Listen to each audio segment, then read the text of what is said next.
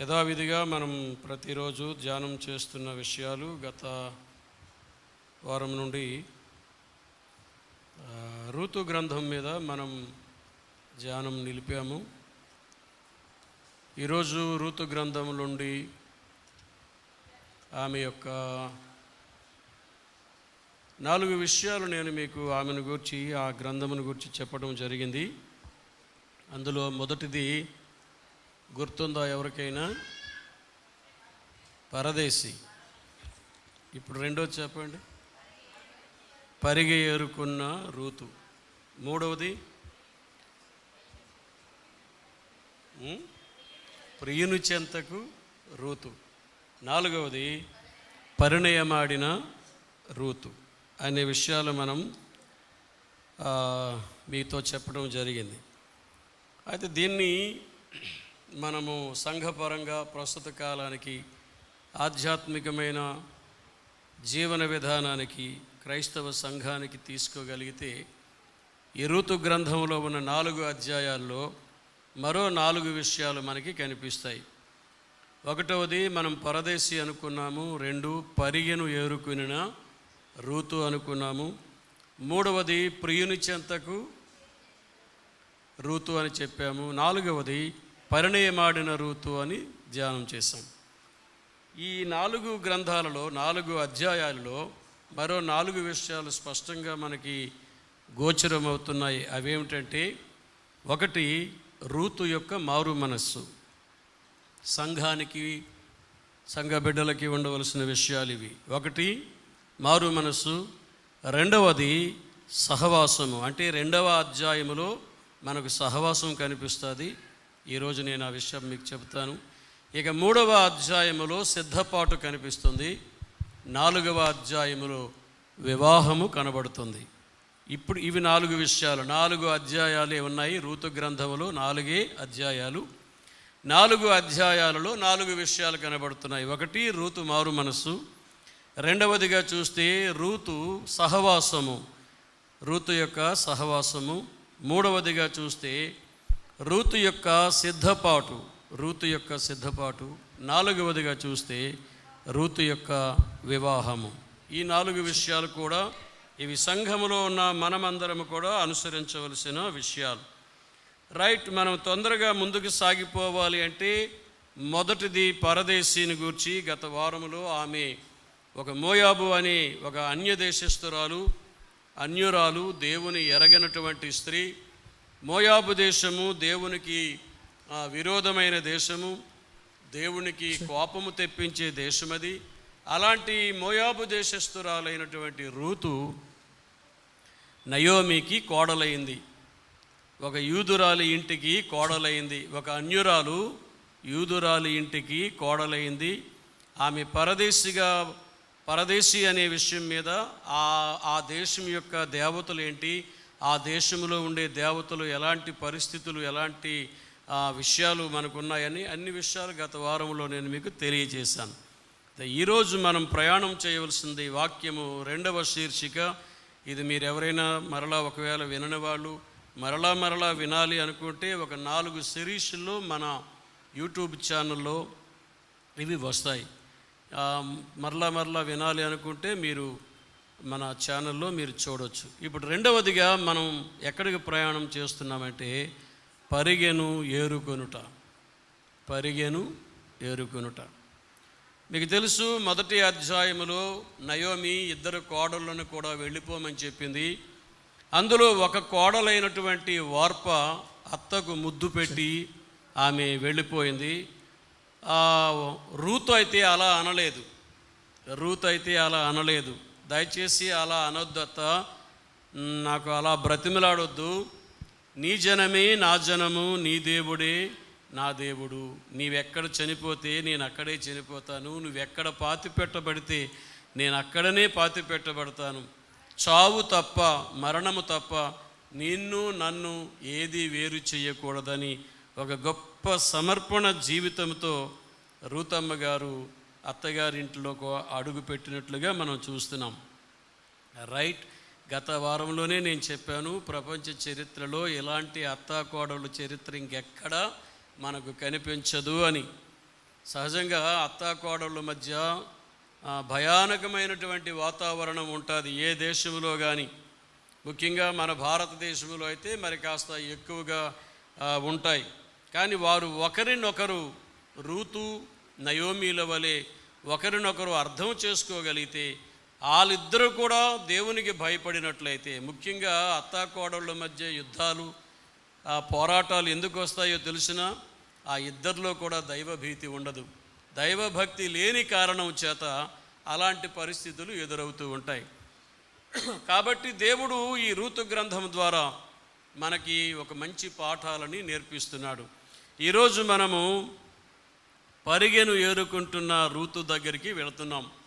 పరిగెను ఏరుకున్న Ruth. పరిగె అంటే అర్థం ఏంటి? మీరు భలే చెప్పేశారు.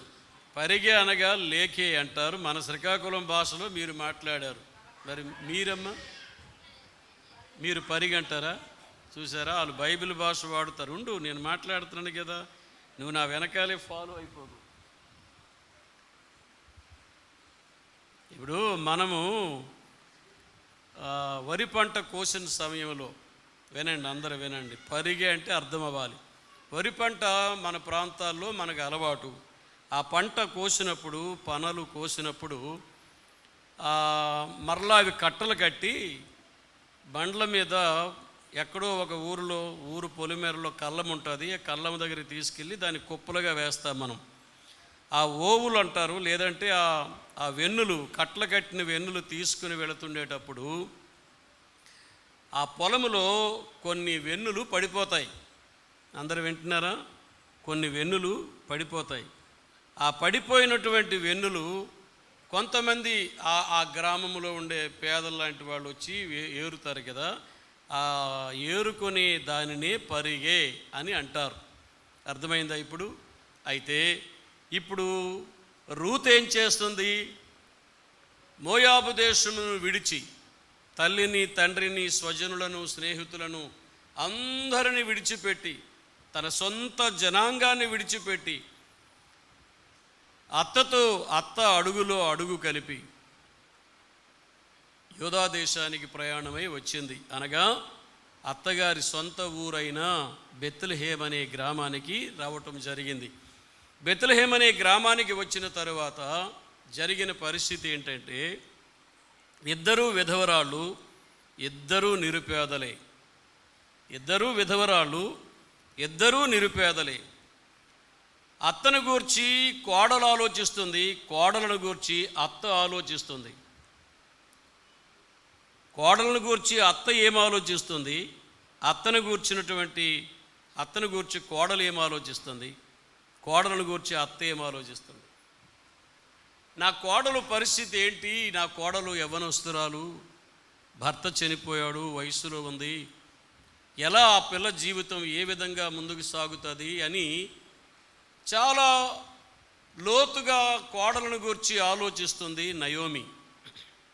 చాలా లోతుగా ఆలోచిస్తుంది. కోడలు ఏం ఆలోచిస్తుందో తెలిసిన, చూస్తే చాలా నిరుపేద, పైగా వృద్ధాప్యములో ఉంది, ముసలిదైపోయింది. ఈ టైంలో నేను కాకపోతే నా అత్తకు ఎవరవుతారు?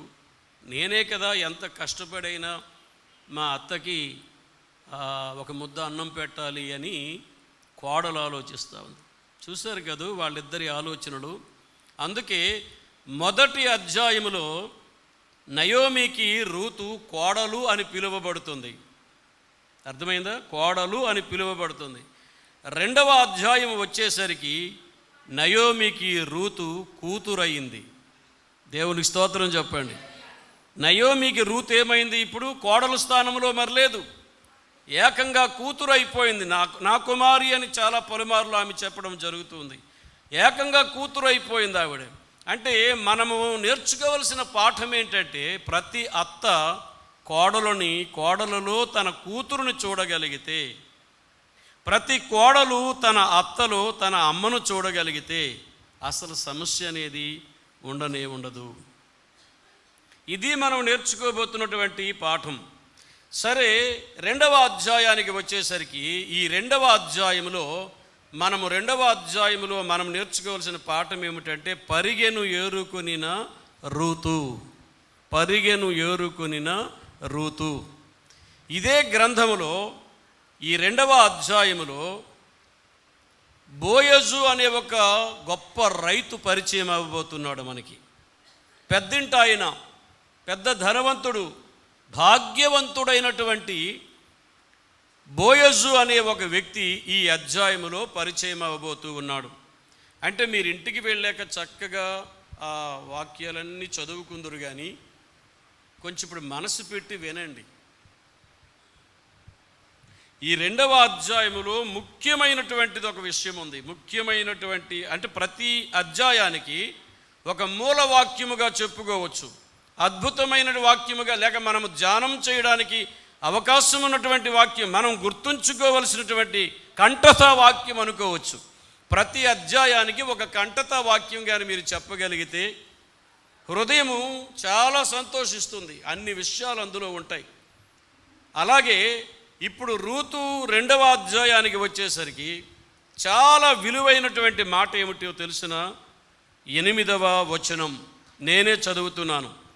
అప్పుడు బోయజు రూతుతో, నా కుమారి, నా మాట వినుము, వేరొక పొలములో ఏరుకొనుటకు పోవద్దు, దీనిని విడిచిపెట్టవద్దు, ఇచ్చట నా పనికెత్తల యొద్ద నిలకడగా ఉండము, వారు కోయు చేను కనిపెట్టి వారిని వెంబడించుము.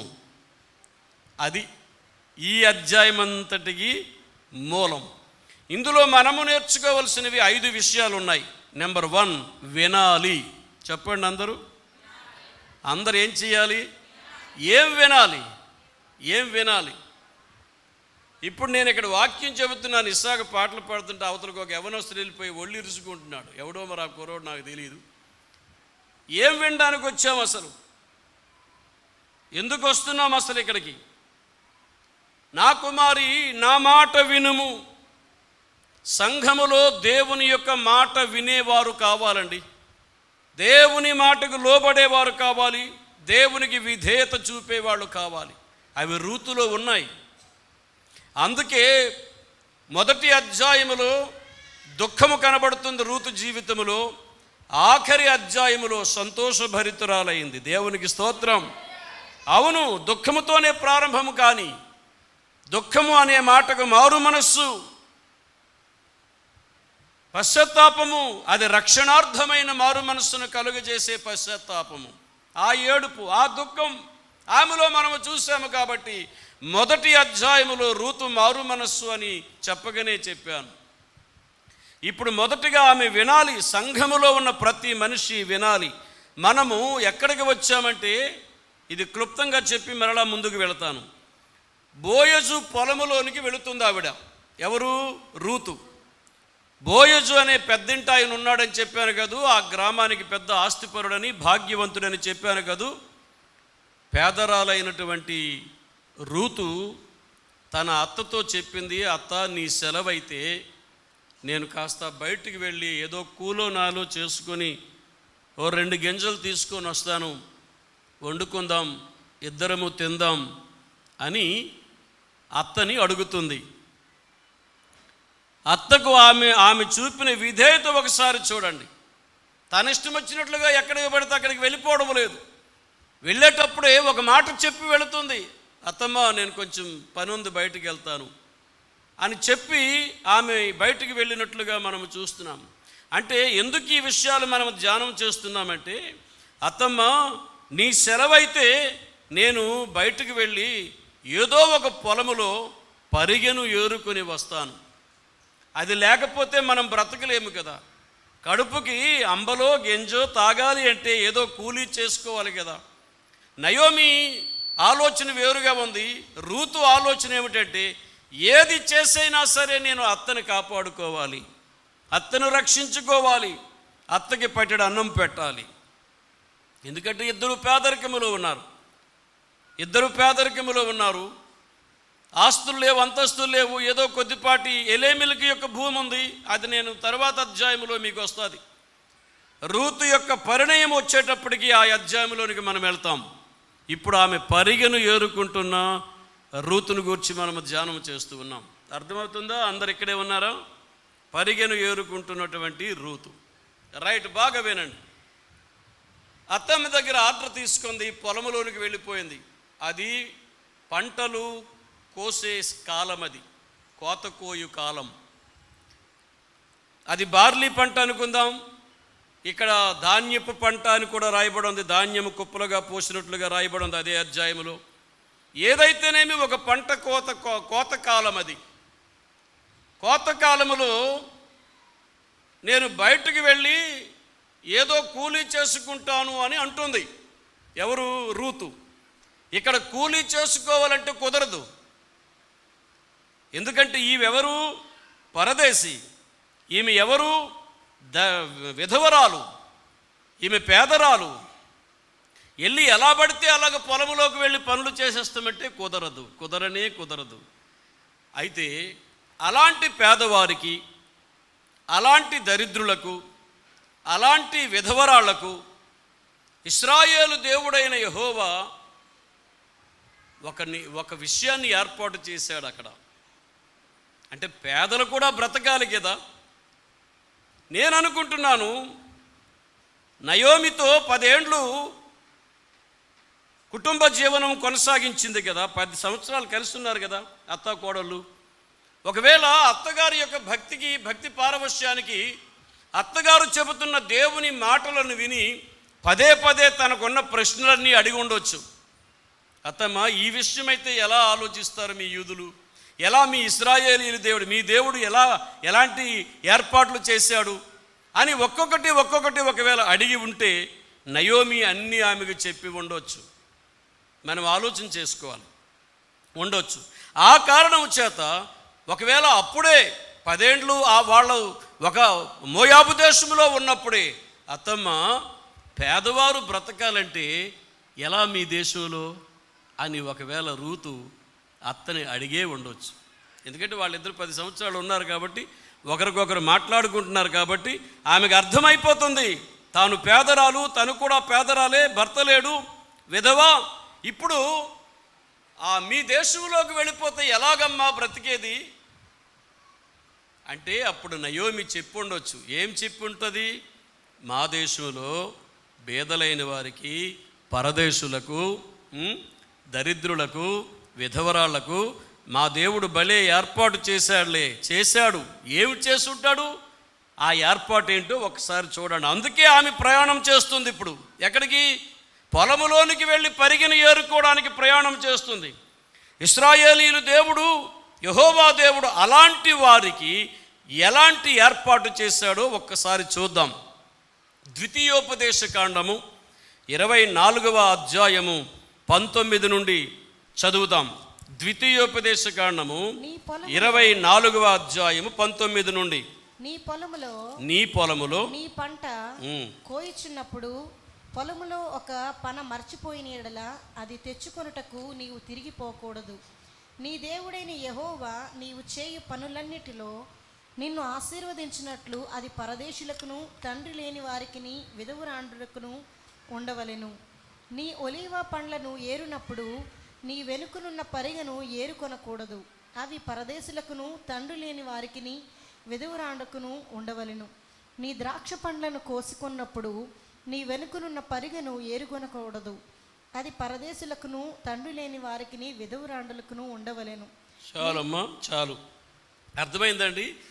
పేదవాళ్ళకి, పరదేశం నుండి వచ్చిన వాళ్ళకి, దరిద్రులకు దేవుడు ఏర్పాటు చేసిన ఏర్పాటు చూడండి, ఒకసారి ఆలోచన చేయండి.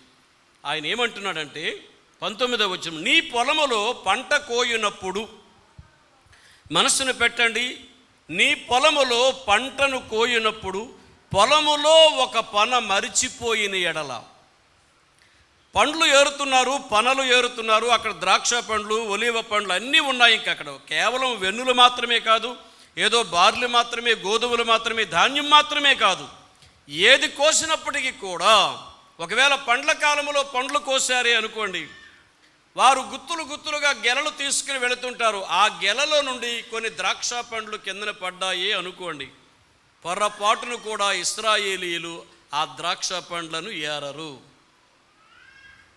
ఏరుకోరు. మనమైతే ఒక్కటి ఉంచం. అంతవరకు ఎందుకు? మనం పొలాల్లో వరి ధాన్యం కోస్తుంటే ఎవడొచ్చి ఇప్పుడు మనం అనుకున్న పరిగే ఈ లేకే అనేది ఎత్తుకుపోతాడు అని అది కూడా వదలకుండా, ఒకవేళ ఎవరో వచ్చి వెనకాల ఇవి ఏరుతుంటే వాళ్ళ మీద లేనిపోని మాటలు తిట్లు, మీకేం పని లేదా, తేరగా వచ్చేస్తారంటాం. కానీ గమనించండి పిల్లలారా, చిత్రం ఏమిటంటే ఇశ్రాయేలు దేశంలో ఉన్న సిద్ధాంతము భారతదేశంలో కూడా ఉంది.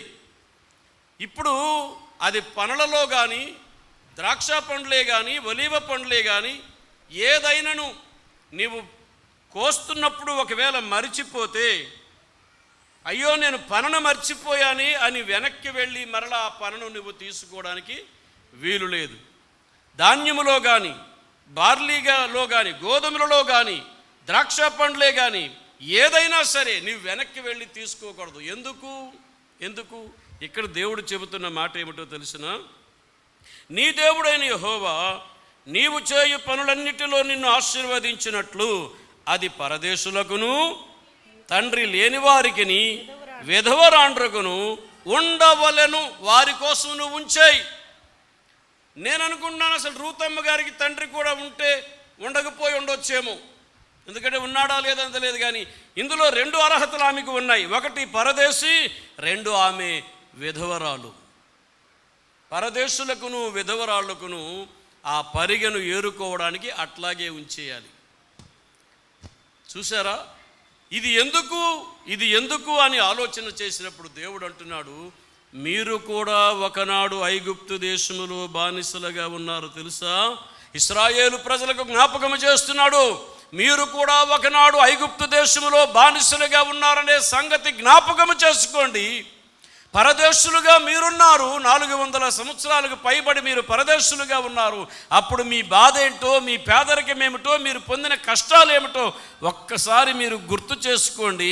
అందుకే వాళ్ళ నిమిత్తమై ఈ పరిగెను మీరు ఏరుకోవద్దు, దాన్ని అలాగే పొలం మీద ఉంచేయండి. ఎవరో పరదేశులు వస్తారు, విధవరాళ్ళు వస్తారు, వాళ్ళకి ఎక్కడి నుండి ఆహారం దొరుకుతుంది, పేదవాళ్ళు వస్తారు, దరిద్రులు వస్తారు, వారికి వదిలేయండి అని దేవుడు ఇశ్రాయేలీయులకు ఒక నిబంధన, ఒక ధర్మమును నిర్దేశించాడు. దేవునికి స్తోత్రము కలుగునుగాక. ఒకవేళ ఆ విషయం చెప్పిందేమో, దేవుడు మా పేద ప్రజలకు ఇలాంటి ధర్మాన్ని పెట్టాడమ్మా అని నయోమి రూతుకు చెప్పుండొచ్చు. ఇప్పుడు రూత్ ఏం చేస్తుందో తెలిసిన, తన అత్తను కాపాడుకోవడం కోసం పరిగె ఏరుకోవడానికి పరాయివాని పొలములోనికి కూలీ చేసుకొని బ్రతుకుదామని ప్రయాణం చేసి వెళుతుంది. వెళ్ళగా ఒక పొలం కనబడింది. ఆ పొలంలో కొంతమంది పనులు ఉన్నారు, పని చేస్తున్నారు, కూలీ వాళ్ళు అనుకుందాం. పని చేస్తుంటే ఆ కూలీలందరికీ కూడా పైన ఒక పనివాడు ఉంటాడు. వాడిని మనం మేనేజర్ అనుకోవచ్చు. ఆ మేనేజర్ని కలిసింది. అయ్యా అని విషయమంతా చెప్పి, నేను కాస్త పరిగెను ఏరుకోవచ్చా అని అడిగింది. పెద్దగా ఆయన ఏం పట్టించుకోలేదు, ఎందుకంటే ఆ పరిగే కదా ఏరుకుంటానంటుంది, కోత కోస్తాను అనలేదుగా, పరిగే కదా ఏరుకుంటుంది. పైగా ఆమె పరదేశి, విధవరాలు, కాస్త దూరం నుండే మాట్లాడి ఉండొచ్చు. సరే అన్నాడు ఆయన. సాయంకాలం అయింది. ఆమె చెబుతున్న మాట బైబిల్లో ఆమెను గూర్చి, ఉదయం మొదలుకొని సాయంకాలం వరకు పరిగె ఏరుతూనే ఉందటండి. ఎంత పరిగె ఏరితే ఎంత మోపు వస్తుంది చెప్పండి. ఇప్పుడు ఏవో కట్టలు తీసుకెళ్ళి ధాన్యంగా నూర్చిస్తే అది వేరు, కానీ పరిగేరుకోవడం అంటే ఎంత శ్రమ, ఎంత కష్టం. ఉదయం నుండి సాయంకాలం వరకు ఈ విధవరాలు, బేదరాలు పరిగి ఏరుకుంటూనే ఉంది. సాయంకాలం రానే వచ్చింది. ఆ పొలము యొక్క యజమానుడు సాయంకాలం వచ్చి పనులన్నీ చూస్తాడు. అసలు ఎవరెవరికి ఎంత జీతం ఇవ్వాలి, ఏంటి, ఎవరెవరు ఏం పని చేశారు, ఆ మేనేజర్ కూడా అడుగుతాడు. ఏం పని జరిగిందయ్యా, ఎన్ని ఎకరాలు కోశారు, ఎంత దిగుబడి వచ్చింది, సహజం కదా. ఆ పొలము యొక్క యజమాని అడుగుతాడు. ఈ పొలము యొక్క యజమాని సాయంకాలము వేళ ఆ పొలానికి రానే వచ్చాడు. ఆ పొలములోనికి వచ్చిన ఆ యజమాని పేరే బోయజు.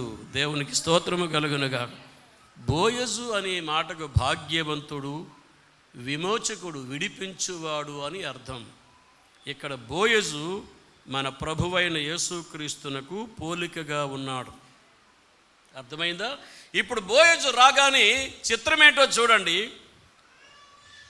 వచ్చి రాగానే కొత్త అమ్మాయి పరిగె ఏరుకుంటున్న అమ్మాయిని చూశాడు. దీనికి మనం ఏమంటామంటే ఫస్ట్ లుక్ ఏంటంటారా? చెప్పరేటి కుర్రోళ్ళు ఎవరు ఏంటంటారమ్మా? కాదు, ఫస్ట్ లుక్ అంటే అదే పెద్ద విశేషమా, పెద్ద ప్రమాదమా? ఏమంటారు? Love at first sight. Love at first sight అంటే మొదటిసారి చూశారు. ప్రేమలో మొదటిసారి చూపే కారణం, చూపు వలనే ప్రేమ పుడుతుంది. నీకు అర్థమైంది అనుకుంటాను. అది వేరే సందేశం అనుకోండి, అది లవ్లోకి వెళ్తుంది. కానీ ఇక్కడ కూడా ప్రారంభమైంది అదే. వచ్చి రాగానే ఈ యజమానుడైనటువంటి బోయజు అమ్మాయిని చూశాడండి.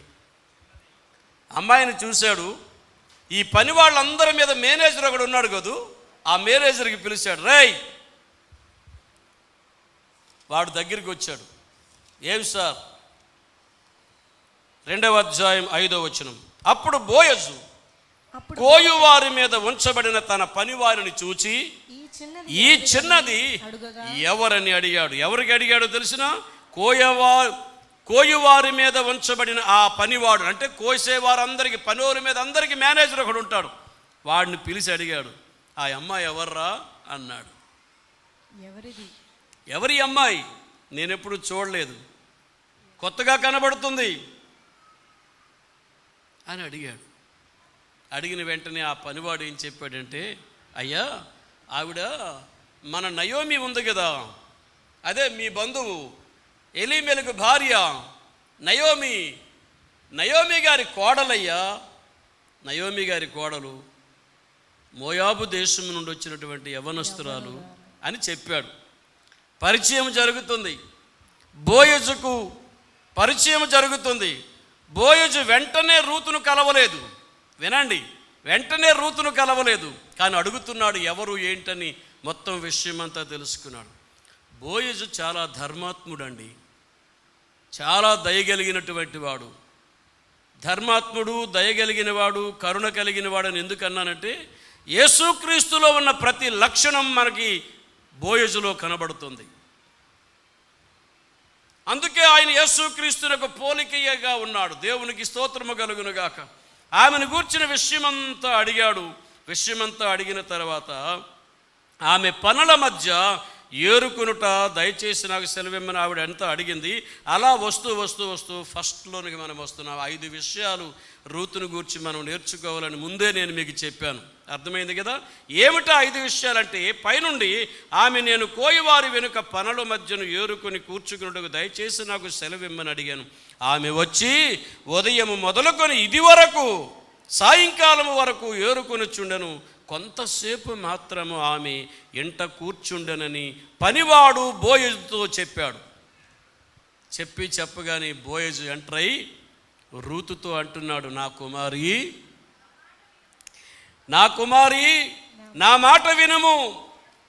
నా మాట వినుము. ఇక్కడ నుండి మనము రూతు గ్రంథము ద్వారా సంఘము నేర్చుకోవలసిన ఒక ప్రత్యేకమైనటువంటి 5 విషయాలు. అవి కూడా క్లుప్తంగానే చెప్తాను, సమయాన్ని బట్టి క్లుప్తంగా చెప్తాను.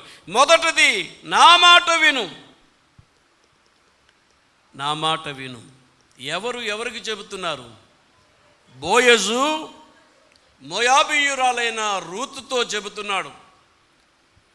ఇంకొక విషయం, రూతు మీద బోయజుకు ఇంత ప్రేమ పుట్టడానికి గల కారణాలు కూడా ఉన్నాయి. అవి తర్వాత కూడా నేర్చుకుందాం. ఎందుకంటే ఆవిడే అడిగింది, అయ్యా, దీనురాలను, దౌర్భాగ్యురాలను, ఎన్నిక లేని దానను, అన్యురాలను, పరాయి దేశస్తురాలని, పరదేశని, నా మీద ఎంత జాలి చూపడానికి ఏముందని నా మీద ఎంత జాలి చూపావు అని అడుగుతుంది ఆవిడ. ఉంది. ఎప్పుడైనా బోయజు స్థానములో యేసుని గుర్తుంచుకొని రూతు స్థానములో నీవుండి ఏనాడైనా ఆలోచన చేసావా? అప్పుడు మనకు విషయం అర్థమవుతుంది. రూతుని బోయజు ఎంత ప్రేమించాడో మనలను అంతకంటే ఎక్కువగా యేసు మనలను ప్రేమించాడు. దేవునికి స్తోత్రము కలుగునుగా. ఇక్కడ మొదటిగా నా మాట వినుము, సంఘములోనికి వచ్చావు. ఇక్కడ పొలము అంటే సంఘము. అర్థమవుతుందా? చెప్పండి. పొలం అంటే ఎవరి పొలం? అది పొలం ఎవరిది? బోయజు పొలము. అంటే ఇప్పుడు సంఘము యేసుక్రీస్తు యొక్క పొలమునకు పోల్చబడింది. సంఘము యేసుక్రీస్తు పొలము. అందుకే సంఘములో ఉండేవాళ్ళందరూ ఫలించాలంటాడు. ఫలములు అంటే చెట్ల నుండి వచ్చేది. సంఘము ఒక ఫలభరితముగా ఉండాలని ప్రభువు కోరుకుంటున్నాడు. ఇక్కడ సంఘము అనే ఈ పొలము అనే సంఘములో క్రైస్తవులు ఉండవలసిన తీరుతెన్నులు 5 విషయాలు ముఖ్యంగా నేర్చుకోవాలి. మొదటిది, నా మాట విను. నా మాట వినుము అన్నాడు. నిజంగా యేసుక్రీస్తు యొక్క మాటకు లోబడిన వారు ఎంతమంది? ఆయన మాట వినేవారు ఎంతమంది? సంఘము యొక్క మాటకు లోబడిన వారు ఎంతమంది? మీలో సంఘము యొక్క మాటకు లోబడిన వారు ఎంతమంది?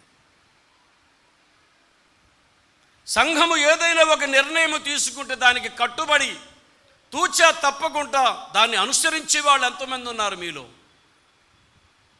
అంటే ఏమనుకుంటున్నావు మరి నువ్వు? సంఘంలోనికి పొలంలోనికి వచ్చేసి నీ ఇష్టమైపోతుందా? విను. ఏ పొలములో ఆమె ఏరుకున్నదో అదే పొలానికి రూతు యజమానురాలైంది. చప్పట్లు కొట్టండి అందరూ ఒకసారి. ఏ పొలములో పేదరాలిగా ఆమె పనలు ఏరుకొని ప్రారంభించిందో, పరిగె ఏరుకోవడం ప్రారంభించిందో అది అవమానకరమైనది. పరిగె ఏరుకోవడం అంటే చాలా అవమానకరమైనవి. ఎన్ని నిందలు భరించిందో, ఎవరు ఎన్ని రకాలుగా మాట్లాడుంటారో.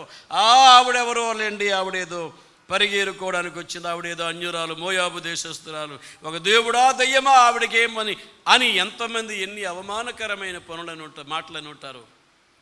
ఏ పొలములో ఆమె అడుగు పెట్టిందో అదే పొలానికి యజమానురాలైంది. ఏంటి నువ్వు చేస్తున్న పని? సంఘానికి నీవెక్కడ లోబడుతున్నావు? సంఘము మాట నువ్వెప్పుడు వింటున్నావు? మొన్నటికి మొన్న ఆ పేద ముసలాయన, ఒక రోగిష్టివాడు, యేసు ప్రభువు ద్వారాగా ఆయన రక్షింపబడి ఒక కృతజ్ఞతగా ఒక ప్రార్థన పెట్టుకున్నాడు పక్క ఊర్లో. ఎంతమంది వచ్చారు? చేతులు ఎత్తండి. ఎత్తరు మీరు. వస్తేగా మీకు దేవుని మాట అంటే లెక్కలేదు, దేవుని సంఘం అంటే మీకు లెక్కలేదు. అంటే ఆయన పేదవాడనేగా. అదే నీకు సంఘంలో ఒక పెద్దోడు నీకు ప్రార్థన పెడితే ఓ పొలమని ఇంటందరూ వచ్చేస్తారు. ఇంటందరూ వచ్చి అక్కడ ప్రార్థనలో కూడుకుంటారు. వాడు పెట్టే భోజనం కోసమా? వాడు పెట్టే మెతుకుల కోసమా? ఏంటి నువ్వు ఆలోచిస్తున్నావు? అసలు భక్తి అంటే ఏంటి నీకు అర్థమైంది? ఒక నిరుపేద మళ్ళీ నోట్లో ఇల్లు కట్టుకొని చెప్తామంటారే, అట్లా చెప్పాను. పేదవాడు రండి పిలిచాడు. ఎప్పటి నుండో నాకు 3 నెలల నుండి నాకు డేట్ అడుగుతూనే ఉన్నాడు. ముసలయ్య వచ్చాడా? ఒకసారి రా బాబు, నువ్వు రా. నీ గురుండి ఏంటో, నీ సాక్ష్యం ఏంటో, నీ భవిష్యత్ ఏంటో ఈ ప్రజలకు తెలియాలి. అసలు తెలియాలి. ఎందుకంటే నేను సహవాసం చేస్తుంటాను కాబట్టి మీకు తెలుసు. రా, వేదిక మీదకి రా. లైవ్ వెళ్తుందా? వెళ్ళని రా, పైకి రా. ఇంకా రా, మైక్ రా, నా పక్కకి రా. ఈయన పేరు ముసలయ్య. ఈయన మధ్యలోనే కొంతకాలం చాలా చక్కగా బ్రతికాడు. మధ్యలో ఈయనకి కుష్ఠరోగం వచ్చింది. కుష్ఠరోగం వచ్చి ఆల్రెడీ చేతులు చాలా ఆయనకి పోయినాయి. ఇలాంటి ఒక వ్యక్తి సంఘములో అమ్మగారేమో వచ్చి, అమ్మా నా కోసం ప్రార్థన చేయండి అని సంఘములోకి వచ్చి ప్రార్థనలు చేస్తున్న సమయంలో అమ్మగారు ప్రార్థన చేశారు. తర్వాత నాకు కూడా విషయం చెప్పింది. ఆయన కొంచెం లెపర్సీ పేషెంట్ అటండి, ప్రార్థన చేద్దాం అని ప్రార్థన చేసేవాడు. సమీపానికి రావడానికి భయపడిపోతాడు. స్త్రీలందరూ మీరు ప్రార్థన చేస్తుంటే దూరాన కూర్చుండేవాడు. ఆ ముసలయ్యే ఈయన. ఎవరు నాన్నవారు లేరు ఆయనకి. కొడుకులు కూతుర్లు అందరూ వదిలేశారు. నేను మొట్టమొదట ముసలయ్య తాలూకు ఇంటికి వెళ్ళేటప్పుడు ఊరికి దూరంగా, ఊరికి వెలపట ఉన్నాడు ఈయన. ఊరికి వెలపట ఉన్నాడు. ధర్మశాస్త్రంలోనంట రాయబడింది, కుష్ఠరోగులు ఎవరు ఊరిలో ఉండడానికి వీల్లేదు. దూరాన్ని వెళ్ళిపోయి ఎవరైనా యూదులు కనబడితే నోటు మీద చెయ్యి వేసుకొని ఏమనాలంట, నేను అపవిత్రుడను అపవిత్రుడను అపవిత్రుడను అని చెప్పి దూరాన ఉండిపోవాలంట. అదే యేసుక్రీస్తు వారు వచ్చేసరికి ఒక కుష్ఠరోగి యేసు దగ్గరికి వస్తే, అయ్యా నీకు ఇష్టమైతే నన్ను శుద్ధుడిగా చెయ్యి అన్నాడు. నీకు ఇష్టమైతే నన్ను బాగు చెయ్యి అంటే యేసు ప్రభు వారు వెంటనే ఆ కుష్ఠరోగి యొక్క చేతులు పట్టుకొని మంచి మనిషిగా మార్చేశాడు. దేవునికి స్తోత్రము కలుగునుగాక. అలాంటి ఈ ముసలయ్య డాక్టర్ల పర్యవేక్షణలో ఎన్ని వాడాలో ఎన్ని చెయ్యాలో అన్నీ చేశాడు. ఈరోజు పూర్తిగా కుష్ఠు నుండి విమోచన పొందాడు. చప్పట్లు కొట్టండి మీరు. పూర్తిగా కుష్ఠరోగం నుండి విమోచన పొందాడు.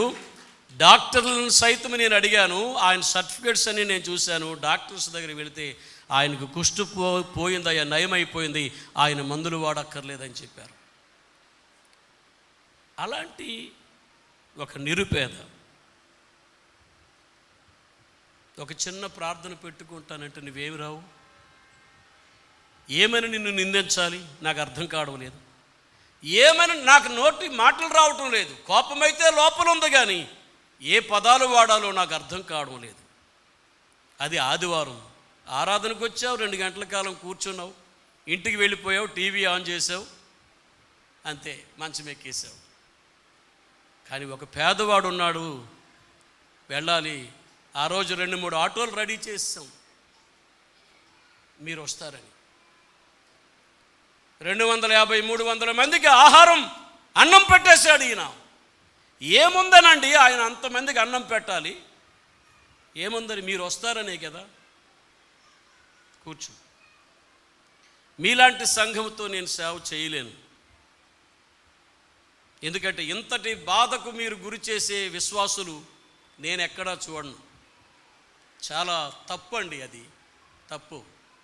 నీవు ప్రార్థన చేసినప్పుడు నీ ఇంటికి రాకపోతే నీవెంత ఆవేదన చెందుతావు, నీకు సహకరించకపోతే నీవెంత బాధపడతావు. వింటున్నావా దేవుని మాట? చెవికి ఎక్కుతుందా నీకు? మార్పు చెందుతావా? ఎకనైనా ఊరకనే పొలంలో వచ్చి స్టైల్ కొడతావా? స్టైల్ కొడితే నేను చెబుతున్నాను విను, చెవులు నిక్కరించి విను, గట్టిగా మాట్లాడుతున్నాను విను. ఏ పరిగె ఏరుకునే స్థితిలో నుండి నువ్వు యేసు దగ్గరికి వచ్చావో అదే పరిగె ఏరుకునే స్థితిలోనే నీవు ఉంటావు. ఆ పరిగె ఏరుకునే పొలానికి నీవెన్నటికీ యజమానురాలువు కాలేవు. ఎందుకంటే మాట వినే తత్వము నీకు చెప్పు లేదు. మాట వినే తత్వము నీకు లేదు. ఒక దేవుని సేవకునిగా మనసులో ఉండే ఆవేదనతో నేను మాట్లాడుతున్నాను. మీ మీద నాకు పగో పౌరుషమో కాదు, పంతము నాకు లేదు. కారణం ఏంటంటే నా పిల్లలే ఇంతటి దౌర్భాగ్యపు పరిస్థితుల్లో ఉంటే ఇంక నేనెందుకు మీకోసం బ్రతకాలి అనే బాధ తప్ప మీ మీద నాకు శత్రుత్వం లేదు. అయినా మిమ్మల్ని ప్రేమిస్తూనే ఉంటాను. మొదటిది మాట వినాలి. పనులు అందరికీ ఉంటాయమ్మా. ఒక్క ఆదివారం ఎక్కడో ప్రార్థన అంటే అందరూ దయచేసి బయలుదేరండి. వాళ్ళు పేదవాళ్ళైనా సరే, భాగ్యవంతులైనా సరే, ఉద్యోగస్తులైనా సరే, నిరుపేదలైనా సరే, కూలివారైనా సరే, ఏం భయపడనక్కర్లేదు, వెళ్దాం. ఒకవేళ ఆయన పెడితే పెట్టాడు, లేకపోతే మనం ఇంటికి వచ్చి హాయిగా తినేసి పడుకుందాం. కానీ వెళ్ళాలి. నీకేం కావాలి? నేనేమైనా కాలినడక మీద రమ్మంటున్నానా మీకు? దూరం వాళ్ళు రాలేదంటే దానికి ఒక అర్థం ఉంది. కానీ లోకల్లో ఉండి, టౌన్లో ఉండి నువ్వు నడవలేవని, గట్టిగా మాట్లాడితే లావెక్కిపోయావని, నీకోసం ఇన్ని వాహనాలు ఏర్పాటు చేస్తే నువ్వు రావటం లేదు. రెండో విషయంలోనికి వెళ్ళి ఎక్కడికి వెళ్ళిపోయారు మీరు? హలో, ఇక్కడే ఉన్నారా? మొదట మాట విను. రెండవది, వేరొక పొలములో ఏరుకొనుటకు పోవద్దు. వేరొక పొలము వైపు నువ్వు చూడనక్కర్లా. వేరొక పొలముతో నీకు పని లేదు. ఈనాడు చాలా సంఘాలలో వేరు పొలాలు చూసి వేషధారులు ఎక్కువైపోయారు. వేరు పొలాలు చూసి వేషధారులు ఎక్కువైపోయారు. ఇప్పుడు నిరంతరము ప్రార్థన చేసుకునే వ్యక్తికి వేరొక ఆలోచనలు అవసరం లేదు. ప్రార్థన లేనోడే 40 రోజులు ఉపవాసాలు ఉండి ప్రార్థనలు చేస్తాడు. దానికి లెంట్ అనే పేరు పెట్టారు. ఏం పేరు అది మనకు తెలియదులే, ఎందుకంటే మీరు చెయ్యరు కాబట్టి. దానికి లెంట్ 40 రోజులు. 40 రోజులు ప్రార్థన, 40 రోజులు ఉండేవారు ఉపవాసాలు ఉంటారు. నేను ప్రార్థనకు వ్యతిరేకను కాను, ఉపవాసానికి వ్యతిరేకను కాను. కానీ సంవత్సరాది నుండి సంవత్సరాంతం వరకు నిన్ను కాపాడుతున్న దేవుడికి ప్రతిరోజు నువ్వు ప్రార్థన చేసుకోవాలి. ప్రార్థన నీ ఆయుధం, ప్రార్థనే నీ ఊపిరి.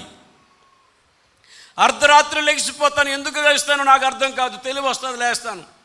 నిద్ర పట్టడానికి ఇష్టం ఉండదు, అలాగే ప్రార్థనలో కూర్చుంటాను. అది నా అలవాటు. బాహ్యంగా నేను ఎప్పుడు ప్రార్థన చేస్తున్నట్టుగా కనిపించను. ఎందుకో అర్ధరాత్రి వేళ లేచి ప్రభు అయిన దేవుణ్ణి నేను స్తుతిస్తూ ఉంటాను. వేకోజాము అయిపోతుంటుంది. ఒక్కొక్కసారి ప్రార్థనలో ఎన్నో రకాలైనటువంటి దర్శనములను చూడగలగడం జరిగింది. నా గొప్పలు ఏనాడు నేను ఎప్పుడు సంఘానికి చెప్పుకోలేదు. భక్తి జీవితం ఏనాడు అతిశయముగా చేసుకోకూడదు, అహంకారపూరితంగా చెప్పకూడదు. కానీ విషయం గమనించండి, 40 రోజులు మీరు చెయ్యరా అన్నాడు ఒక ఆయన. అంటే నేనన్నాను, మేము రోజు చేస్తామని అన్నాను. మేము రోజు చేస్తామండి, మీరు 40 రోజులు చెయ్యరా అన్నాడు. ఏమిటా 40 రోజులు అంటే ఏంటది? లెంట్ అనండి. లెంట్ డేస్ అంటే 40 రోజుల ప్రార్థన. ఉపవాసం అనేకండి తెగ తినేస్తారు. ఇంక ఉపవాసం పెట్టండి. ఎక్కడో ప్రార్థన అయితే అక్కడికి వెళ్ళి కూర్చుంటారు, ప్రార్థన చేస్తారు. కొన్ని సంఘాలకి అదొక అలవాటుగా ఉంది. వేరొక పొలమును గూర్చి నీకు అనవసరం. నీ పొలం ఏంటి? దేవునికి స్తోత్రం చెప్పు. నీ పొలములో నీకేమైనా వాక్యము తక్కువైందా? నీ పొలములో ప్రార్థన తక్కువైందా? నీ పొలములో దేవుని సేవకునికి సాక్ష్యము లేదా? నీ పొలములో దేవుని సేవకుడు తాగుతున్నాడా, వ్యభిచరిస్తున్నాడా? ఏమీ లేదని నీవు వేరొక పొలమును గురించి మాట్లాడుతున్నావు. సూటిగా చెబుతున్నాడు, వేరొక పొలములోనికి నీవు పోవద్దు. కొందరు నచ్చితే ఈ చర్చిలో ఉంటారు, నచ్చకపోతే మాట్లాడరా ఇంకొక చర్చికి వెళ్ళిపోతారు. ఏమమ్మా అంటే కారణం ఏమైనా ఉందా? ఏమీ లేదు. మొన్న మా పాస్టర్ తిట్టాడు. ఒక పాస్టర్ తిట్టాడంటే ఎందుకు తిట్టాడో ఆలోచించు. పాస్టర్ తిట్టినందుకు వెళ్ళకూడదు. ఆ బోధకుడు చెడిపోతే నువ్వు వెళ్ళిపో. ఆ బోధకుడికి ప్రార్థనా జీవితం లేకపోతే నువ్వు వెళ్ళిపో. ఆ బోధకుడు వాక్యం సరిగా చెప్పలేని వాడైతే నువ్వు వెళ్ళిపో. ఆ బోధకుడు ఒక పెళ్ళాన్ని వదిలేసి ఇంకొక పెళ్ళంతో తిరుగుతున్నట్టు వెళ్ళిపో. నిన్న ఒక పాస్టర్ అమ్మ గారు నా దగ్గరికి వచ్చింది. మొదటి భార్యను చేసుకున్నాడు, పాస్టరు వదిలేశాడు. నిన్న నా దగ్గరికి వచ్చి ప్రాధేయపడి కన్నీళ్లు పెట్టి ప్రార్థన చేస్తున్న ఆవిడ రెండవ పాస్టర్ అమ్మంట. ఈమెను వదిలేశాడు. చర్చిలో ఉన్న మరొక అమ్మాయిని తీసుకుని వెళ్ళిపోయి మూడవ పాస్టర్ అమ్మని చేసుకున్నాడు. అతనిని మీరు పాస్టర్ అంటారా? నోరుంటే మాట్లాడండి అమ్మ, మీకు దండం పెడుతున్నారా? నోరుంటే మాట్లాడండి అయ్యా. అయ్యా పురుషులు, 3 పిల్లల్ని 2 పిల్లల్ని వదిలేసి 3వ పిల్లాన్ని మెయింటెనెన్స్ చేస్తున్నాడు, సేవకుడు అవుతాడా? అదేనా సాక్ష్యము? అతని సేవకుడు అనొచ్చునా? కన్నీరు మున్నీరు అయ్యి ఏడుస్తుంది. అయ్యా మీరు వచ్చి అక్కడికి వచ్చి ప్రార్థన చేసి, మీరు వచ్చి అడుగు పెట్టి ప్రార్థన చేస్తే అక్కడ ఒక చిన్న చర్చి ఒకటి ఉందయ్యా, ఆ చర్చి ఏదో రకంగా నడుపుకుంటాం చేస్తాం, ఒక 10 మంది వస్తారయ్యంటే నేను భయపడిపోయాను. ఎందుకు భయపడిపోయానంటే అందరినీ వదిలేసి అందరినీ ఇచ్చేయి. ఇప్పుడు అబ్రహాం గారు వచ్చినారా నీ దగ్గరికి అంటాడు. ఇక ఖచ్చితంగా చెప్పినాను, యథార్థంగా చెప్పినాను. నాకైతే ప్రస్తుతానికి వచ్చి ప్రార్థన చేయాలనే ప్రేరణ నాకు లేదమ్మా. నీకు కానీ నీ భర్తకు కానీ దేవుని గూర్చిన సాక్ష్యం సరిగా లేదు కాబట్టి ప్లీజ్ అమ్మా నేను రాలేను అని పంపించేసాను. కానుకిచ్చేసి దేవునికి స్తోత్రము కలుగును గాక మనస్ఫూర్తిగా ప్రార్థన చేశాను, కానుకిచ్చాను, పంపించేశాను. కళ్ళు తుడుచుకుంటూ వెళ్ళిపోయింది. అలాంటి నేరాలు ఏవైనా నీ సేవకుల్లో ఉంటే నీ సేవకుని మాట నువ్వు వినకు. కానీ అన్ని విధాలా నీ సేవకుడు యోగ్యకరమైన సేవ చేస్తుంటే ఎందుకు ఆ సేవకునికి బాధ పెడతావు? ఎందుకు బాధ పెడతావు? నువ్వు తిండి పెట్టలేదని, బట్ట ఇవ్వలేదని, నీ సేవకుడు డబ్బు ఇవ్వలేదని నిజముగా యథార్థమైన సేవకుడు ఏనాడు బాధపడడు. కానీ సంఘం యొక్క కట్టుబాట్లకు నువ్వు లోబడకపోతే సంఘాన్ని ప్రేమించే సేవకుడు ఖచ్చితంగా బాధపడతాడు. సేవకుడిని బాధ పెట్టే స్థితిలో ఉంటారో, సేవకుడిని గౌరవించి మాట వినే స్థితిలో ఉంటారో మీ విఘ్నతకే నేను విడిచిపెడుతున్నాను. నెంబర్ 3, దీనిని విడిచిపోవద్దు. 4వ లక్షణం రూతమ్మ గారి జీవితంలో బోయజు చెబుతున్న మాటలు, అమ్మా నా మాట విను. మొదటిది నా మాట విను. రెండవది వేరొక పొలములోనికి ఏరుకున్నట్టుకు పోవద్దు. వేరొక పొలమును గురించి అసలు ఆలోచించకే వద్దు. మేము దయచేసి ప్లీజ్ లివింగ్ స్టోన్ మినిస్ట్రీలో ఉన్న ఏ విశ్వాస అయినా మరొక సంఘము, మరొక వ్యక్తిని గురించి, మరొక పొలమును గురించి అసలు మాట్లాడకండి. అసలు ఇక్కడ ఏం జరుగుతుందో చెప్పండి అంతే. వేరొక పొలములో మంచి జరుగుతుందా, వేరొక పొలములో మీటింగులు జరుగుతున్నాయా, వేరొక పొలములో సాక్ష్యాలు చెబుతున్నారా, వేరొక పొలములో అద్భుతాలు జరుగుతున్నాయి, చెప్పుకో. కానీ వేరొక పొలమును గురించి నువ్వు ఆలోచన చెయ్యొద్దు, అక్కడికి పోవద్దు.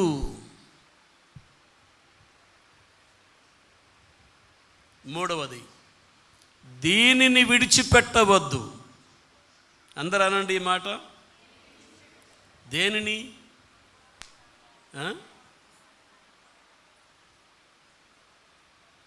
ఆ సంత బొమ్మాళమ్మ చెప్పు. దేనిని విడిచిపెట్టవద్దు?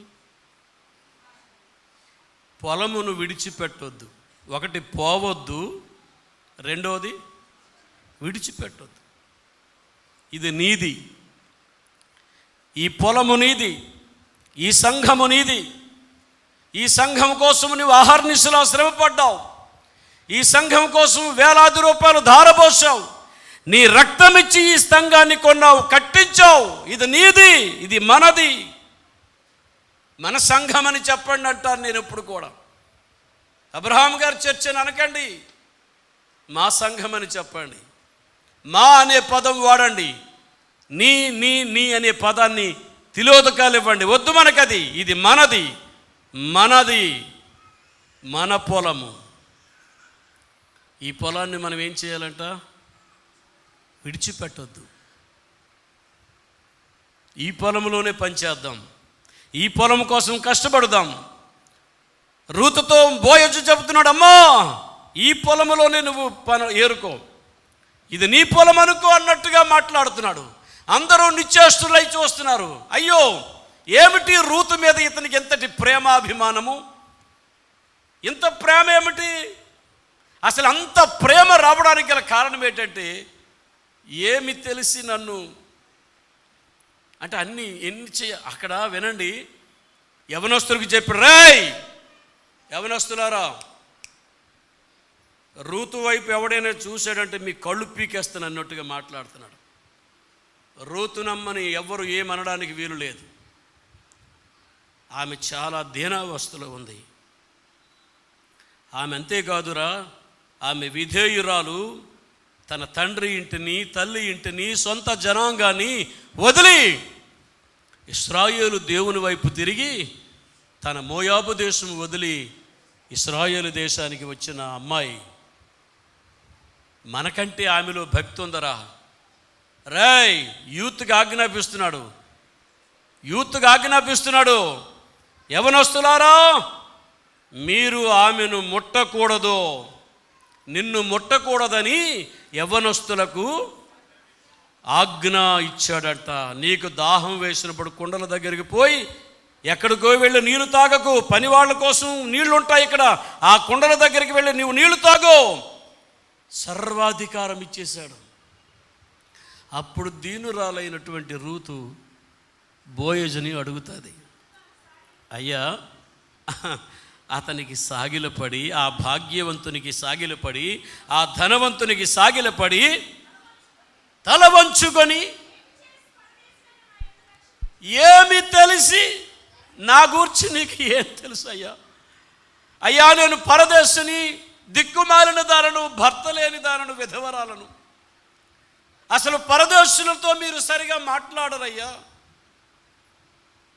అలాంటి మీరు ఏమి తెలిసి నా మీద ఇంత జాలిపడ్డావు? ఏమి తెలిసి నన్ను ఇంతగా ప్రేమిస్తున్నావు అని అడిగితే బోయజు సమాధానం ఏంటో తెలిసిన? రూతు అడిగింది, ఏమి తెలిసి? చదువమ్మది.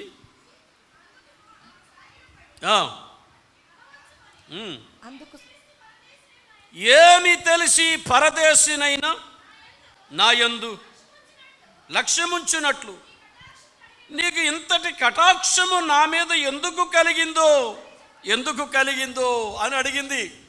అయ్యా, ఎవరికీ లేని ఆధిక్యత నాకు ఈ పొలములో ఇచ్చావు, ఎవరికీ లేని ధన్యత ఈ పొలములో నాకు దొరికింది. ఎక్కడ ఉండవలసిన వారమో, ఎవరు మమ్మల్ని ఎప్పుడు గౌరవించలేదు, సరిగా చూడలేదు. నిజంగా కొన్ని సంఘాలు పేదలను చూడరు, ఇప్పటికీ ఉన్నాయి. ఏమి తెలిసి నా మీద నీకు ఇంతటి కటాక్షము? అప్పుడు బోయజ్ అంటున్నాడు, నీ పెనిమిటి, మైక్లో చదవమ్మా, నీ పెనిమిటి మరణమైన తరువాత.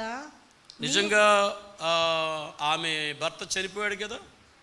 ఎవరి భర్త? రూతమ్మ భర్త కిల్యోను ఏమైనాడు? చనిపోయినాడు. మరణమైన తరువాత నీవు నీ అత్తకు చేసినదంతయు దేవునికి స్తోత్రము కలుగునుగాక. ఒక కోడలు తన అత్తకు ఏదో చేసిందంట. ఆ చేసింది ఈ భాగ్యవంతుడు విన్నాడంట. ఆ కారణం చేత ఆ భాగ్యురాలైన ఈమెను కటాక్షముంచి భాగ్యవంతురాలుగా చేసేశాడు. దేవునికి మహిమ కలుగునుగాక. నీవేం చేయగలుగుతున్నావు నీ సంఘం కోసం, నీ పొలము కోసం? పోను నీ అత్త కోసం, ఒక కోడల స్థానంలో ఉన్న నీవు నీ అత్త కోసం ఏం చేయగలుగుతున్నావు? మీరు ఇంగ్లీష్ బైబిల్లో చదివితే కోడలు అని 2వ అధ్యాయంలో ఉండదు, కూతురు అనే ఉంటుంది. అందుకే తెలుగులో నా కుమారి. ఇప్పుడు నయోమికి రూత్ ఏమైపోయింది? కూతురు అయిపోయిందండి, కూతురు అయిపోయింది. యవ్వనస్తురాలు. ఈయన చూశాడు, ఎవరు? బోయజు చూశాడు. ఆమెను చూసిన వెంటనే ఏమైందో అది కూడా కొన్నిసార్లు దేవుని యొక్క ప్రణాళిక, దేవుని యొక్క అనాథ సంకల్పము. కాబట్టి అంతమంది పనిమంతులు, స్త్రీలు, అక్కడ ఉన్నటువంటి చెలికెత్తులు అంతమంది ఉండగా ఆమె మీదే అతనికి కనుదృష్టి పడింది. అంటే తర్వాత ఏదో జరగబోతున్నదని దేవుని అనాథ సంకల్పము చొప్పున అతని మనస్సులో ఆమె మీద జాలి పుట్టినట్లుగా దేవుడు చేశాడు. లేకపోతే విధవరాలని అంత జాలి చూపుతారా? పరదేశం అంత జాలి చూపుతారా? దిక్కుమాలినదాయి, పనికి మాలినదాయి అంత జాలి చూపుతారండి? ఆయనకేం కొదువండి? ఆయన భాగ్యవంతుడండి. బెత్లెహేము గ్రామములో భాగ్యవంతుడు, పెద్ద రైతండి ఆయన. నీ భర్త చనిపోయిన తర్వాత నీవు నీ స్వంత జనాన్ని వదిలేసావు చూడు. అది నా మనస్సును కట్టేసింది. అంటే బోయజ్ గారు నన్ను ఇంతలా లవ్ చేయడానికి నాలో ఏం చూసి లవ్ చేశారు? కొంతమంది లవర్స్ ఇదే కదా అడుక్కుంటారు, చెట్టు కిందకో, పార్క్ కిందకో, ఎక్కడ దిక్కుమాలిన స్థలాలకల్లా వెళ్ళిపోయి, అవును నాలో ఏం చూసి నువ్వు ప్రేమించావు? నా బొంద చూసి నిన్ను ప్రేమించు. దిక్కుమాలిన ప్రేమలవి. ఏమి తెలిసి నా మీద ఎంత కటాక్షము చూపుతున్నావు? అది అసలు ప్రేమకు నిర్వచనం. అంటే ఎదవ ప్రేమలు చేసేసి దానికి ఏదో ప్రేమ అని పేరు పెట్టేసి ప్రేమ యొక్క పరువు తీసేసిన యువతరం తయారైపోయినారు ఈ దినాల్లో. నెక్కచ్చిగా చెప్పేసరా యూత్ ఒళ్ళు దగ్గర పెట్టుకోండి రా, ఆ అమ్మాయి బాగుంది కదా, ఎర్రగా బుర్రగా ఉందని వేషాలు వేశారు, తోలు తీస్తా అన్నట్టుగా ఆజ్ఞాపించాడు. నేనే చెప్పాను రూతు, యవనస్తులను నిన్ను ముట్టకూడదని యవనస్తులకు నేను ఆజ్ఞాపించాను, పని చేస్తున్న వారికి ఆజ్ఞాపించాడు. రేయ్, ఈ మధ్యన అలాంటి సినిమాలు కూడా వచ్చినాయి, అవి ఎందులోని కాపీ చూసి చేస్తుంటారేమో. ఇప్పుడు అలాంటి సినిమాలు ఎందుకు వచ్చినాయి? రేయ్, నేను ప్రేమించాను రా, అది తప్ప నాకు ఇంకెవరూ లేరురా. నేను ఈ మాటలు చెప్తుంటే మీరు లోపల నవ్వుకుంటున్నారు కొంతమంది. ఇదే డైలాగో ఏ సినిమా డైలాగులో మీకు బాగా తెలుసును, అందుకే లోపల నవ్వుకుంటున్నారు.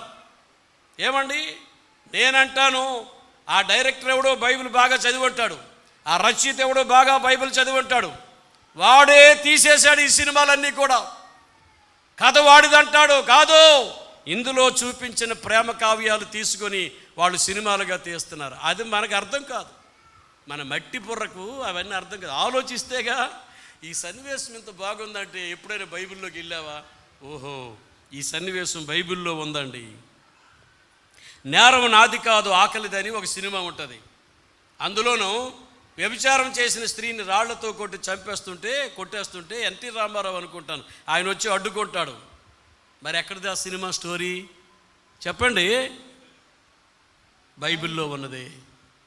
ఆ సినిమాగా నేరం నాది కాదు ఆకలిది అని చూస్తే రచయిత పేరు ఉంటుంది, డైరెక్టర్ పేరు ఉంటుంది, అన్ని పేర్లు ఉంటాయి.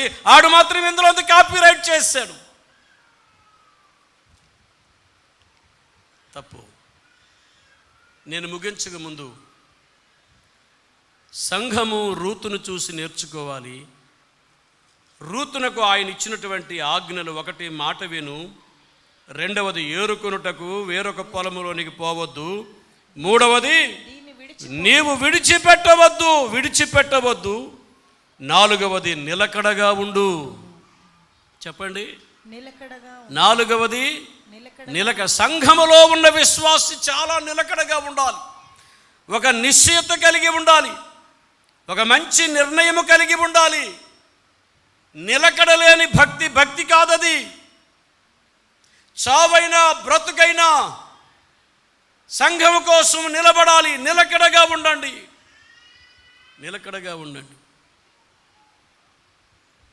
నిన్న ఎన్టీఆర్ కాలనీలో మొన్నను కొంతమంది సేవకులు వచ్చి సువార్త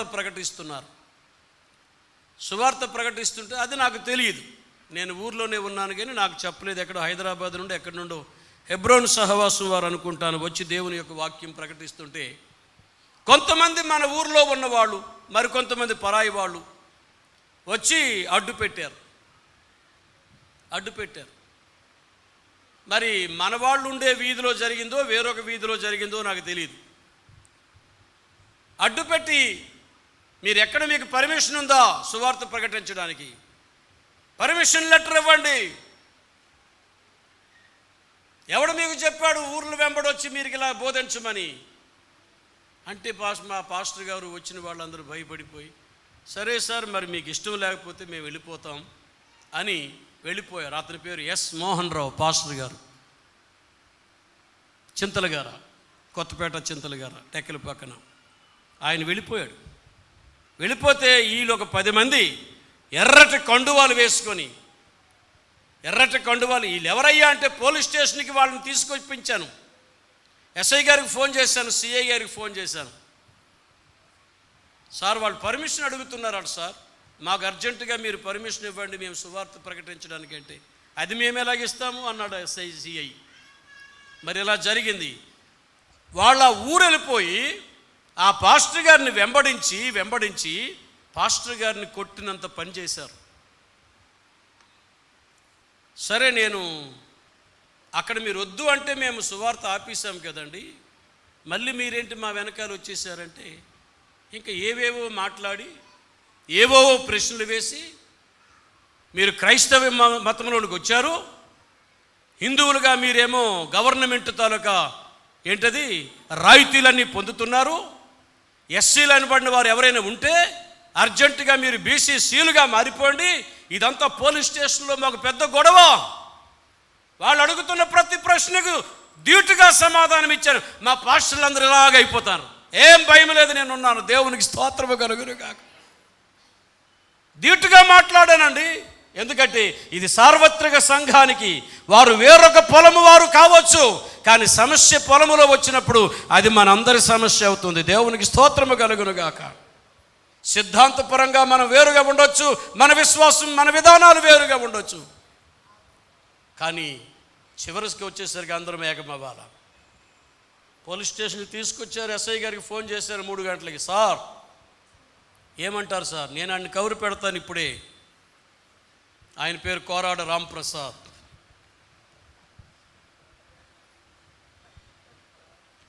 తీసుకొచ్చారు ఎస్ఐ గారు. అందరూ ఎర్రటి కండువాలు వేసుకుని వచ్చారు.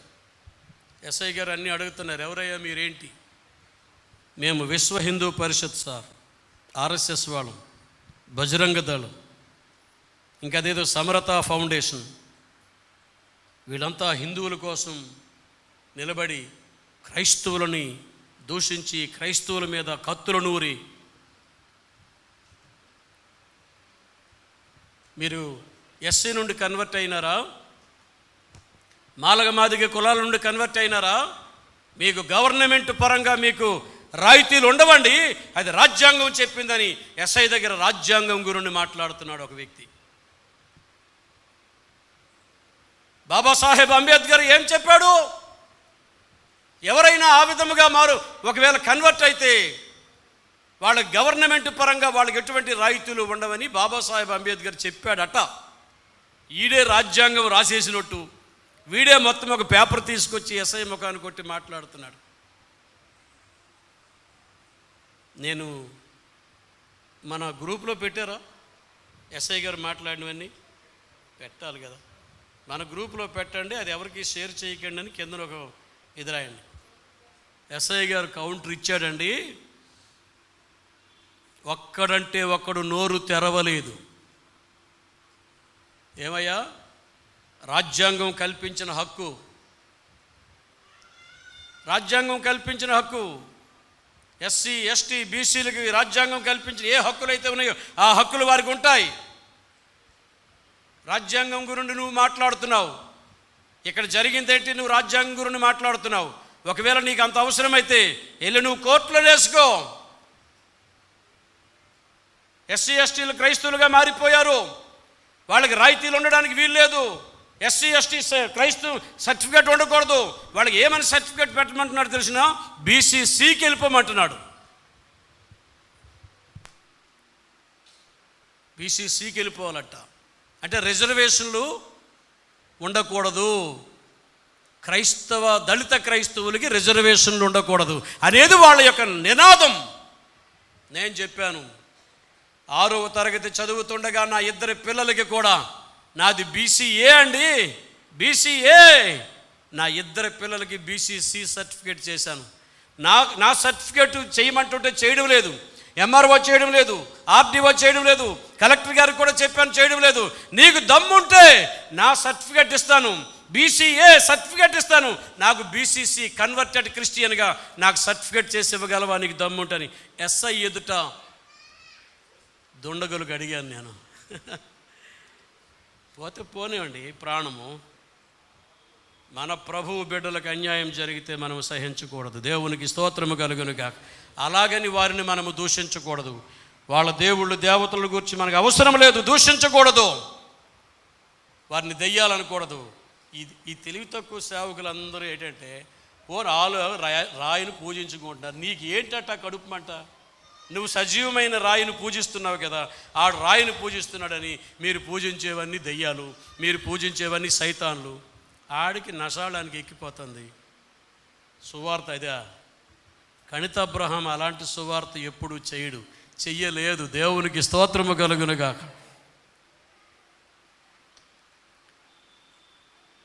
అందుచేత మనము ఎక్కడికి వస్తాము? నిలకడగా ఉండు. ఎక్కడ ఉండాలి? దేవుని సేవ విషయంలో నిలకడగా ఉండు. ఎవరిని వెరవనక్కర్లేదు, ఎవరిని భయపడనక్కర్లేదు.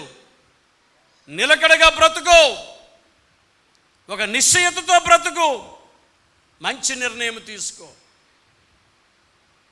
వాళ్ళకేవో తెలిసిన 4 ముక్కలు తీసుకొచ్చి ఇచ్చేస్తుంటే ఎస్ఐ గారు అద్భుతమైనటువంటి కౌంటర్ ఇచ్చాడు. అద్భుతమైన కౌంటర్ ఇచ్చాడు. ఏమిటయ్యా మీ ధర్మం? ఏమి చేస్తుందయ్యా మీ ధర్మం? ఎస్ఐ గారు ఆడిన మాటలో, ఒక హరిజనుడు, మీరనుకుంటున్న నిమ్న జాతీయుడు ఆనాడు దేవాలయంలోనికి వస్తుంటే వాడి చేతులు లాగి వెనక్కి విసిరేసి గుడిలో అడుగు పెట్టకుండా చేశారే, ఆనాడు ఏమైపోయింది మీ హైందవ ధర్మం అని అడిగాడు. చప్పట్లు కొడతారా? మన ఎస్ఐ గారి మాటలు ఇవి. అందుకే నేను పెట్టమంటున్నాను అవన్నీ. ఎస్ఐ గారు, సిఐ గారు అందరూ మన పక్షానే ఉన్నారు. దేవునికి స్తోత్రము కలుగునుగా. అబ్రాం గారు ఇలాంటి విషయాలు ఏవైనా ఉంటే మాకు చెప్పండి సార్, తొక్క తీస్తాం, తోలు తీస్తాం. ఎవడు సార్? మీ స్వేచ్ఛది, మీరు ప్రకటించుకోండి. దేవునికి స్తోత్రము కలుగును గాక. మీరు ప్రకటిస్తుంటే అడ్డుకోవడానికి వాళ్ళకి ఏంటండి అధికారం? రాజ్యాంగం కల్పించిన అధికారం. మీరు చెయ్యండి సార్. పర్మిషన్ ఉండాలి కదా సార్ అన్నాడు ఒకడు. ఎవడివ్వాలయా పర్మిషను? ఎవడివ్వాలి? ఎవడివ్వాలో చెప్పు. ఎవడివ్వాలో ఆడు చెప్పడు. ఆడికి ఎత్తెళ్దు. ఆడేమనుకుంటున్నాడంటే పర్మిషను ఇస్తే కదా, పోలీస్ పర్మిషన్ ఇస్తే కదా మనం సువార్త, మైక్ పర్మిషన్ అంటారు దాన్ని, సువార్త ప్రకటించాలి. ఎస్ఐ అడుగుతున్నాడు, ఎవడివ్వాలి పర్మిషన్ చెప్పు, నువ్వే చెప్పు. పోని ఎవడివ్వాలో చెప్పయ్యా. బుర్రగొక్కుంటున్నారు. ఎవడివ్వాలో తెలియదు ఆడికి. కానీ పర్మిషన్ లేకుండా సువార్త ప్రకటిస్తారా అంటున్నారు. వినండి, రాజ్యాంగమే మనకు పర్మిషన్ ఇచ్చింది. దేవునికి స్తోత్రం కలుగును గాక. బాబాసాహెబ్ అంబేద్కరే మనకు పర్మిషన్ ఇచ్చాడు. ఎవడైనా ఒకవేళ, అప్పటికి ఎస్ఐ గారు అడిగారు, సరే క్రైస్తవులు సువార్త ప్రకటిస్తుంటే నీవేం పర్మిషన్ ఏది అని అడుగుతున్నావు, అసలు వాళ్ళకి అడగడానికి నీకెవడు పర్మిషన్ ఇచ్చాడు? చప్పట్లు కొట్టండి ఒకసారి. ఈ ఆలోచన మనకి రావు. అసలు క్రైస్తవుల్ని ప్రశ్నించడానికి నీకు ఇచ్చిన అధికారం ఏంటి? నీ పర్మిషన్ ఏదో పట్టురా అన్నాడు. చెమట్లు పడుతున్నారండి. నేనే ప్రత్యక్ష సాక్షిని. మా పాస్టర్లందరూ అలా బొమ్మల్లాగా చూస్తారు. ఒక్కడు వీడియో తీయలే. నేను సీక్రెట్గా తీసిన మొక్కలు అవి. నేను మీకు పెట్టిన మొక్కలు సీక్రెట్గా తీశాను. విశ్వాసములో నిలకడగా ఉందాం. దేవునికి స్తోత్రం చెప్పండి. సంఘములో నిలకడగా ఉందాం. సమాజముతో నిలకడగా ఉందాం. కలిసి జీవించుదాం. కలిసిమెలిసి బ్రతుకుదాం. చివరిది వెంబడించుము.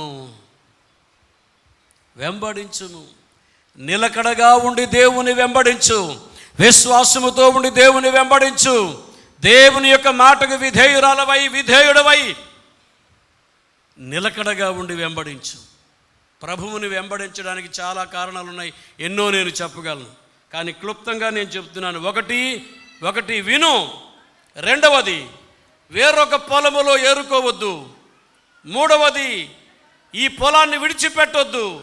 నాలుగవది, పనికత్తుల దగ్గర అంటే విశ్వాసుల దగ్గర నిలకడగా ఉండు.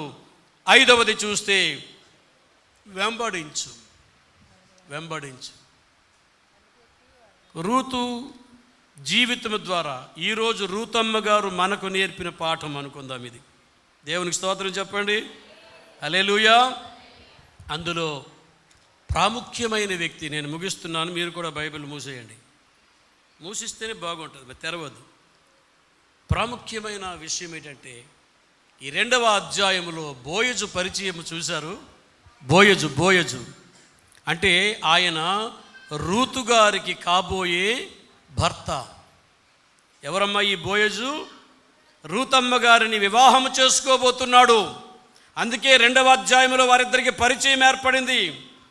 ఒకరినొకరు చూసుకోవడం ఏర్పడింది. మాట్లాడుకున్నారు. ఆ ధనవంతుని యొక్క దయకు పాత్రురాలు అయిపోయింది. ఫిదా అయిపోయింది. ఏం మాట్లాడాలో నాకు తెలియడం లేదు. ఆ ప్రేమలో లీనమైపోయింది. కన్నీరు విడిచి అడుగుతుంది, అయ్యా దీనురాలని, దౌర్భాగ్యురాలని, పాపాత్మురాలనై. మనమైతే ఆ మాటే అడుకోవాలి. మమ్మల్ని ప్రేమించడానికి ఏమి చూసి, ఏమి తెలిసి మమ్మల్ని నీవు ప్రేమించావు? అడిగావా ఏనాడైనా ప్రభువుకి ప్రభువా, నాలో ఏముందనయ్యా నా కోసం ప్రాణం పెట్టావు, నాలో ఏమున్నదని నా కోసం ఇంతగా నువ్వు రక్తం చిందించావు, అడిగావా ఏనాడైనా? అందుకే మనము రూతు వలె రూతు జీవితంలోనికి మనం వెళ్ళి మనం పరీక్షించుకోవాలి. ఇతడు యవనస్తుడే, ఎవడు? బోయజు కూడాను. ఇప్పుడు చెప్పకుండా చేయకుండా ఎక్కడి నుండో వచ్చేసి అమ్మాయి పొలంలో పనిచేస్తుంటే, ఒకవేళ మనలో ఎవరైనా అంత ధనవంతుడు ఉంటే ఆడి ఫీలింగ్స్ ఎలాగుంటాయి చెప్పండి? అంటే అది కూడా నాతోనే చెప్పాలి అంటారా? కొంచెం అమ్మాయి ఎర్రగా బుర్రగా ఉండి ఆడి పొలంలో పనికి వచ్చింది అనుకోండి, ఎట్లా ఉంటుంది ఆడి ఫీలింగ్? ఏయ్, ఏ ఊరు, ఏ ఊరు మంది అంటాడు. అంటే నువ్వేట్ చేయాలో తెలిసినా ఈ పొలంలో పని చేయాలంటే రేపు వచ్చేయి అనే కాలము. కానీ దయగల మహారాజు బోయజు అట్లా ఆలోచించలేదు. దేవునికి స్తోత్రము కలుగునుగా. అలా ఆలోచిస్తే తాను యేసుక్రీస్తుకి సాదృశ్యముగా ఉండలేడు. ఎందుకంటే యేసుక్రీస్తు మనసు అలాంటిది కాదు కదా. ఒక మాట చెప్పి నేను ముగిస్తాను. ఆయన చెయ్యాలంటే చెయ్యొచ్చు. దావీదు మహారాజు బత్షెబను తెమ్మని తెచ్చుకోరా? బోయజు రాజు తెచ్చుకోలేడా? కాదు. ఒక మాట చెబుతాను. ఛత్రపతి శివాజీని గురించి ఎంతమంది విన్నారు? వారు మీ మొహాలు మండ. శివాజీ అర్రా,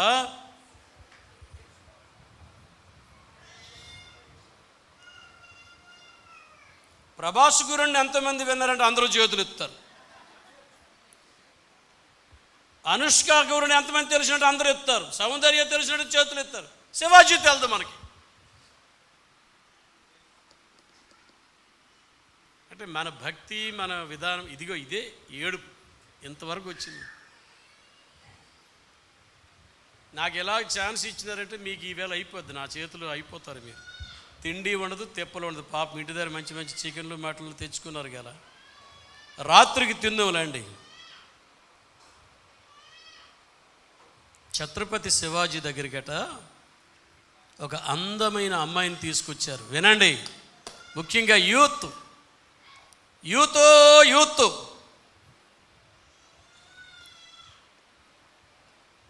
ఛత్రపతి శివాజీ దగ్గరికి ఆ ప్రాంతంలోనే లేనటువంటి అందమైన, ఆ పైగా ముస్లిం వనిత, అందమైనటువంటి అమ్మాయిని తీసుకొచ్చారు. ఎందుకు తెచ్చారో తెలిసినట్టండి, ఏదో ఒక రీతిగా